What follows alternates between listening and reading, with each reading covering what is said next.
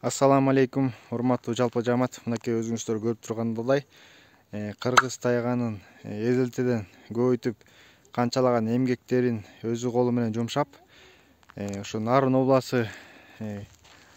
областында жашаган Мурат байкебиздин тайгандарын өзүбүз эмеңиздер менен көрүп, азыр түз жол менен көрсөтүп беребиз. Кандай жолдор менен кыргыз тайгандарын чыныгы баалап, көбөйтүп, эмгектенип, канчалаган элинде тайгандарын көбөйтүп, ушуну аракет кылган байкебиздин үйүндө багып аткан тайгандарын бул өзү Гер Билек деген мыкты тайганы бир нече оюндарда биринчиликти алган. Бул тайганда жакшы, мынакей балдары өзү көрүп турасыңар. Мынакей айылдын жашоосу. Бул болсо Нурболот деген инибиз. Азыр ушул жерде бир аз кичине тайгандардын күчтүүлүгү боюнча, тайгандардын күлүктүгү боюнча ошол жөнүндө бир аз кичине информация айтабыз.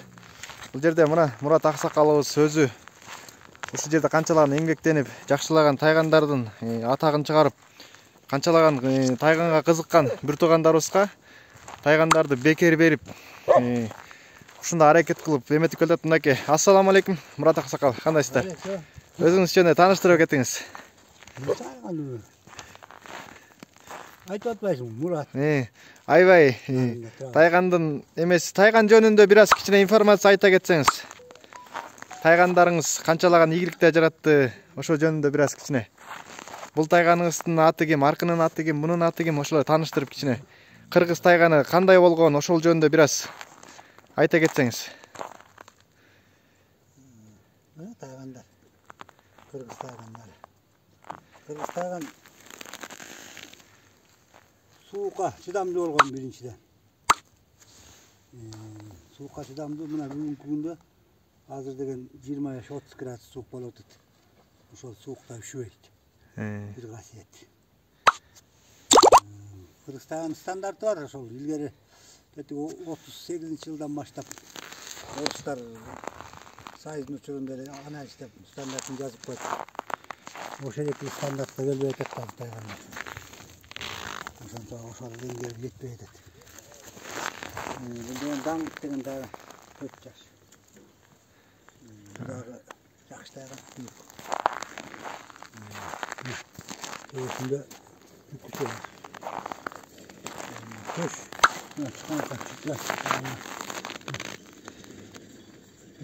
Дыхание деме келем болот. Дем алуу органы жүрөк чоң, өпкө чоң, талбайт чукайт да улар. Куйрук чыгырык болот.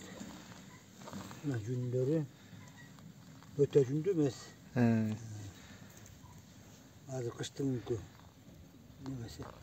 Куйрук болсо көлчө чыгырык. Катуу болот куйрук, артка ийилбейт.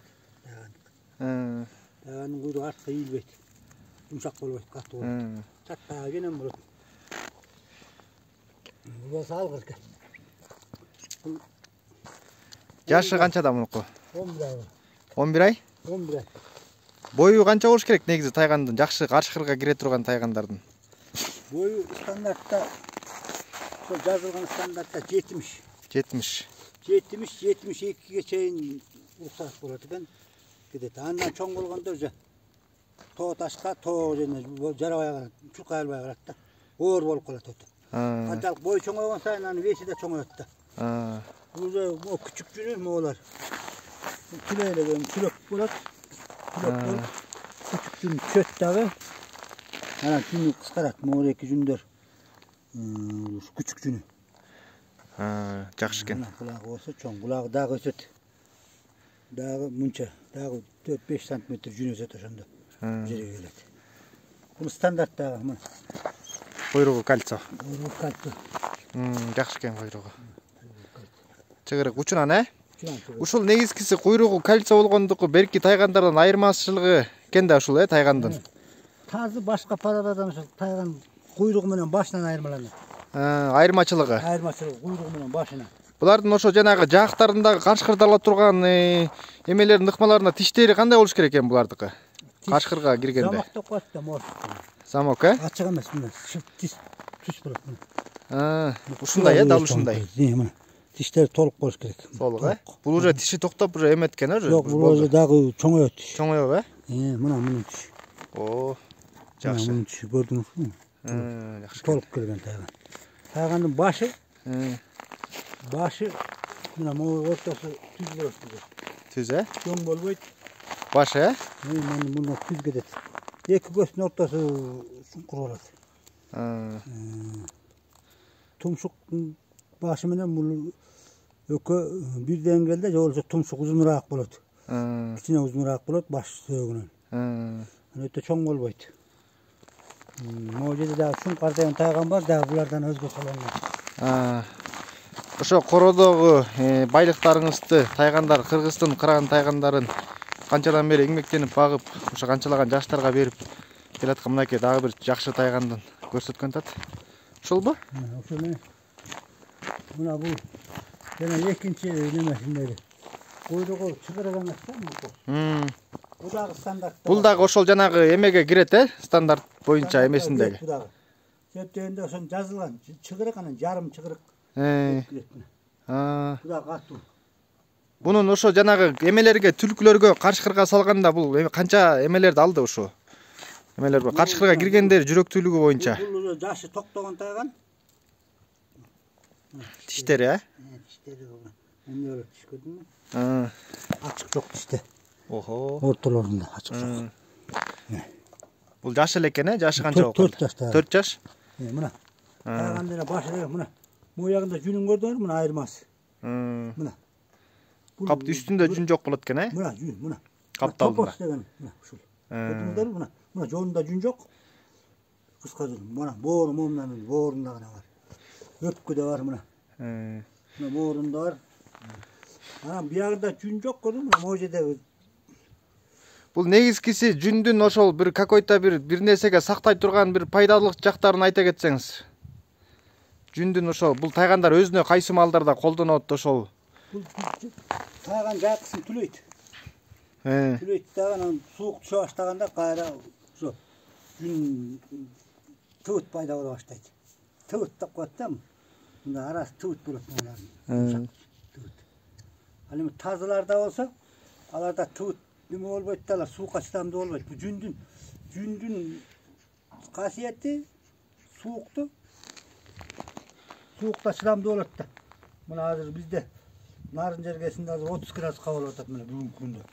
30 градус суукка жылаңач тайгандар 1-2 жылда эле өлүп калат суук тийип өпкөсүнө. Нарындын суугунан, Нарындын суугунан, анан жүндүн касиети ошол да, төшөк өзүнүн. Оролуп жатып алганда үшүбөйт булар. Мунун башы да ошондой. Жакшы. Кашкырга барган тайган. Кашкырга кирет экен да, Бул кашкырга атасындай. Анан могу жерин айтабыз жанагы. Мына 4 болсо 8 см стандартта бар могу.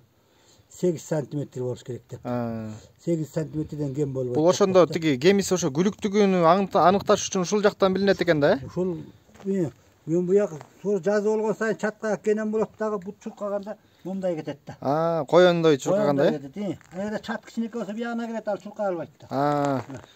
Ошон үчүн могу соорур жазы болгон анан кеткен. Кулагынын учун тутат деген ушул экен да жанагы.